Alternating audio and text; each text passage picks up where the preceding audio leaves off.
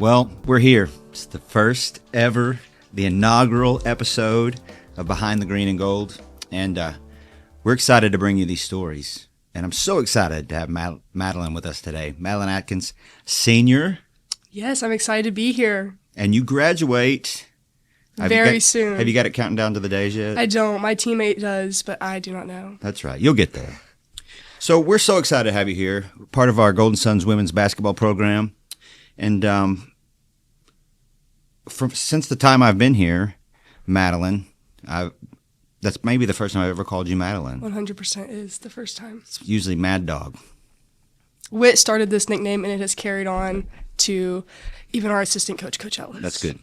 I like it. So we're going to start this podcast. We're going to be getting behind the scenes and stories of the Arkansas Tech athletes. Every 2 weeks, we're going to drop another podcast, but you get to be the honor of being the very first, and so we're glad that you're here. So let's get right into it. Arkansas Tech University, how in the world did you get here? God brought me here through a crazy, crazy journey. I played basketball at BB High School, obviously. Home of the Badgers. Let's yes, proud BB alumni. Shout out BB. That's right. I played there all through high school. I committed to the University of Denver and signed. Let's stop that right there. How in the world did you from BB Arkansas get on the map of those at University of Denver? I played travel basketball. I played with the Arkansas Banshees, which is an Under Armour organization, and then I played for Ruben Diaz, which was with Adidas at the time, and then we moved around a lot, but he kind of helped me with my recruiting process, and the Denver coaching staff had reached out to him, and so we kind of got connected and just worked out. What was that recruiting process like for you? It was much different than it was when I entered the portal. It was much longer. You got to know coaches for a lot longer. It was a much longer process, like 6-month process, I would say, for all of the schools that recruited me, compared to when I entered the portal. It was like really? quick. So, but let's even go back further than that, before the recruiting process. What got you into basketball? What got you that start? So I originally played softball, and I was dead set on going to Arkansas to play softball. And then as I got older, my cousin Jordan Davis actually played at Baylor with Kim Mulkey when they won a national championship. Yeah. So at all the family events, she would be kind of rubbing her national championship ring in my face. So eventually I was like, you know what? Forget this. I'm going to play basketball. So I was like, now I'm a basketball player, and that's what I'm going to do. So growing up, you were playing softball and basketball together. Yep. How old were you when you started both of those? I was young, probably like middle school, 5th, 6th grade. Oh, yeah? Yep. So basketball and softball for a while, and then eventually I was like, we're going to go full force basketball. That's awesome. And then, so at what point, 10th, 11th grade, you started getting these letters and calls and people reaching out to you? Yeah, around like 10th grade, I obviously was realizing that I want to play at the college level. Was playing a lot of really huge tournaments out in Atlanta and all these big cities and doing things, see a lot of coaches, and started getting interest and realizing that, playing was going to be a real thing, and now I needed to decide what I wanted that to look like. So my junior year, I was kind of in the weeds of it. September of your junior year is always big. That's when they can officially reach out to you. Yeah. So that was exciting to kind of see everything, all right, this is real. Like I can play at the next level. And then, like I said, that recruiting process is long. So throughout the spring, and then I had kind of decided that.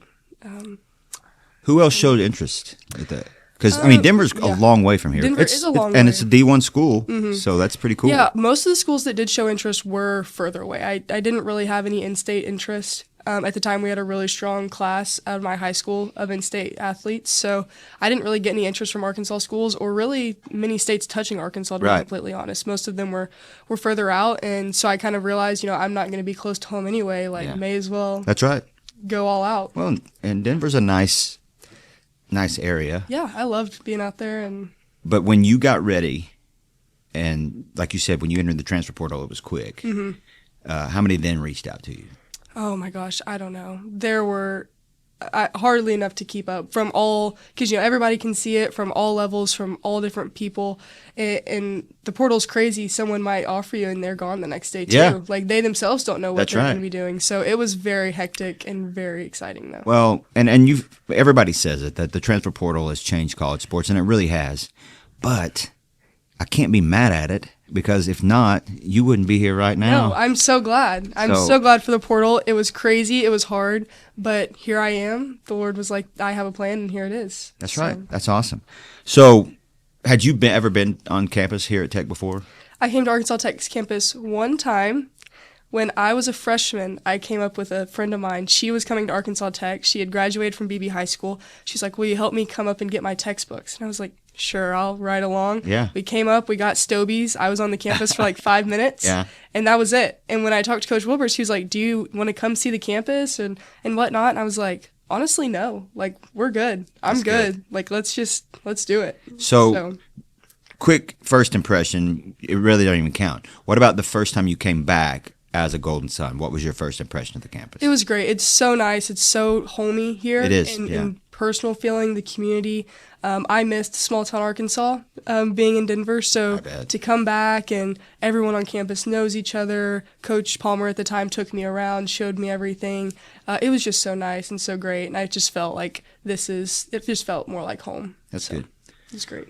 What was your favorite memory of basketball growing up? Like when you were a kid, do you have one and it doesn't have to be when you're a kid. It can be if I ask you your favorite basketball memory, what would you have to say that would be? When I was in like junior high up into high school, I worked out with Devontae Young.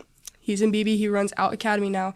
But we didn't have a gym to work out in at the time. So me and him would go to the playground in BB, which there's not very many. Right. But there's an asphalt court there and a goal. And we would do workouts out there That's awesome.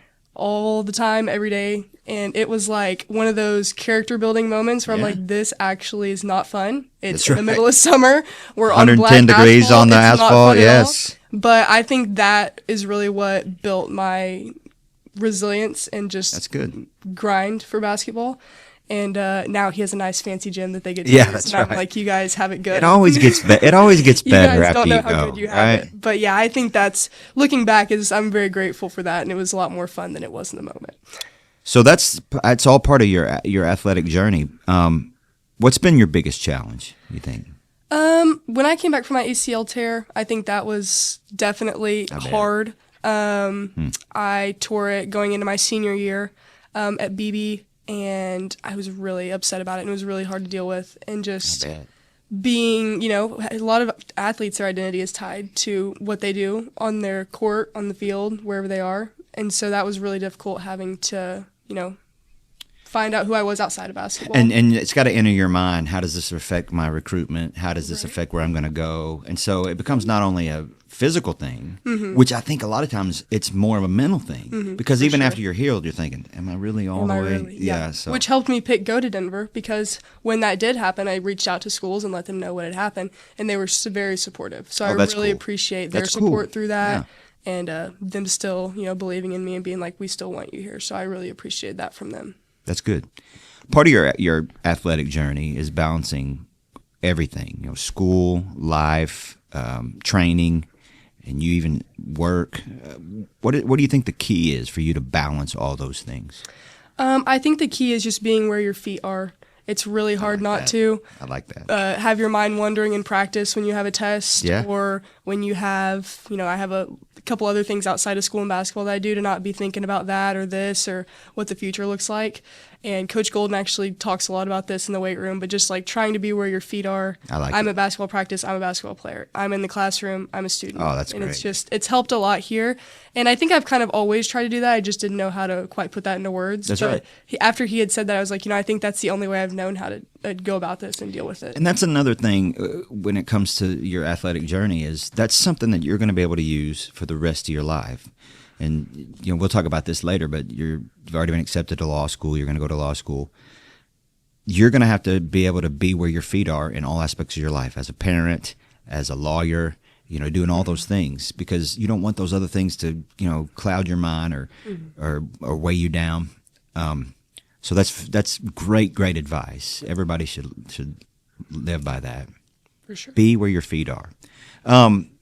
What is your favorite game moment as a Golden Sun so far? Last year, we were having a rough year, and we were just, trusting the process, trusting it's going to work out. We're in this spot for a reason. And Harding comes to Tucker Coliseum, Bum, bum, bum. Bum, bum, bum. And we beat Harding last year. And you might be like, well, you guys didn't have a great season. You know, we cared. Because that That's was right. a turning point, and I feel like, in our program and for our team at that time when we were like, we're really low, but we need to trust this, and we just need to go out and do the best that we can. And it was kind of just like a reiteration of, like, your hard work's going to pay off. So we beat Harding. We didn't finish the season how we wanted to either way, but that, I think, was the momentum that built into this year, which now we're having a phenomenal year. That's right. Fighting for first place in the conference right now. That's right. We're right there. And so I feel like that was a turning point, not just for our team then, but for our program, to be honest. I mean, I've been thoroughly impressed with, and the thing that I've enjoyed watching the most is there's not a lot of height, but you girls get after it. I mean, you're fast, your defense is great, and Mad Dog's a sharpshooter. I'm just telling you, she's a sharpshooter.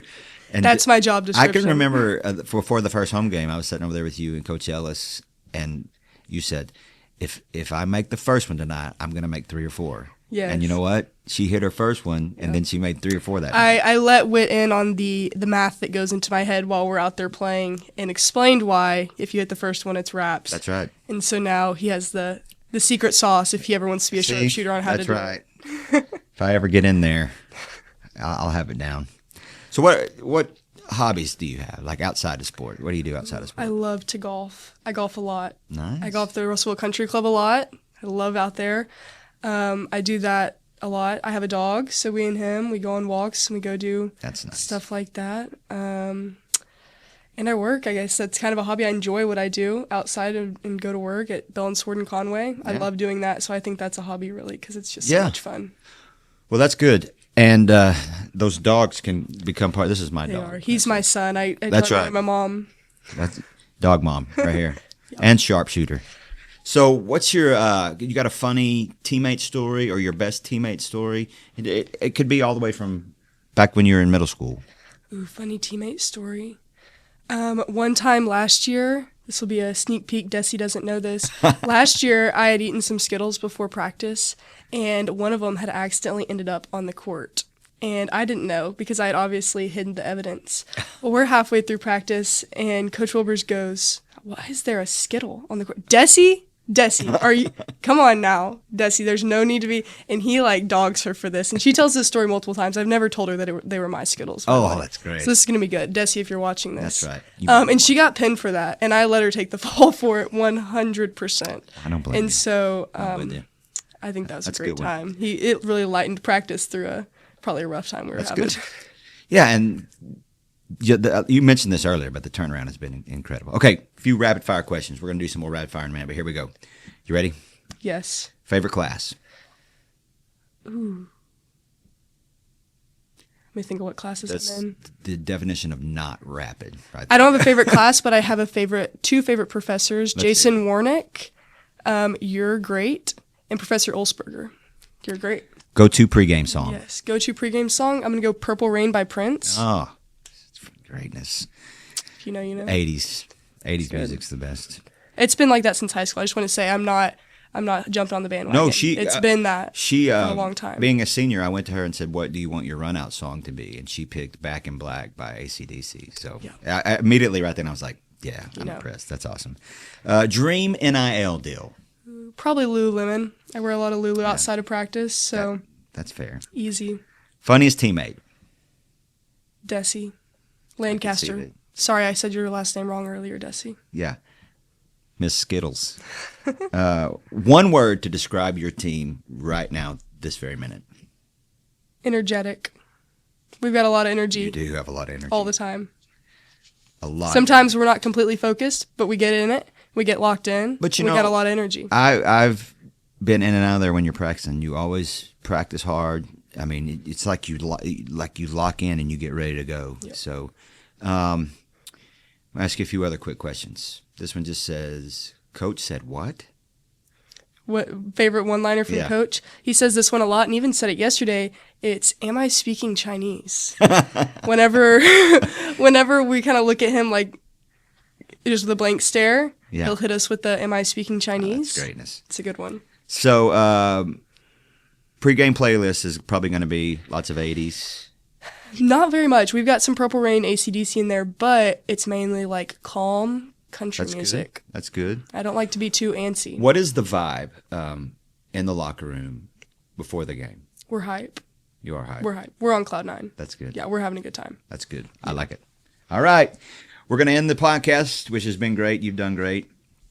We're going to end every one of these Behind the Green and Gold podcasts the same way with the final 10. Final 10 questions. You ready? Yep. What is one word that describes you as an athlete? Unfazed. Nice. That's a good one. What motivates you to work hard when no one is watching? I think you play basketball the same way you live your life. So I think that motivates me to just approach everything the same way. That's good. What part of your sport do you love the most? The friendships, the relationships. And, I think those are the things you're going to miss the most. Mm-hmm. I mean, you're going to miss the competitiveness, but... I miss that the most from the University of Denver, too. Everywhere, the relationships. What is the hardest part of being an athlete that people don't see? When you're in a slump or you're not performing to what you know you can and having to find a way to get out of it when you have a lot of other things going on in your life, too. That's good. That's good. What sound or moment during a game makes you feel the most alive? When someone hits a 3, right by the bench, though. It has to be in the corner by the bench, right. And everyone's just so hype, and it's so loud. That. What sound or moment during a game do you least enjoy? When the ref calls a foul on anybody on our team. That's good. That dang whistle. Who has had the biggest impact on you as an athlete? I think my mom. She didn't really play sports. She was a runner. But I just think overall in my entire life, my mom has had the biggest impact on every aspect of my life. Great.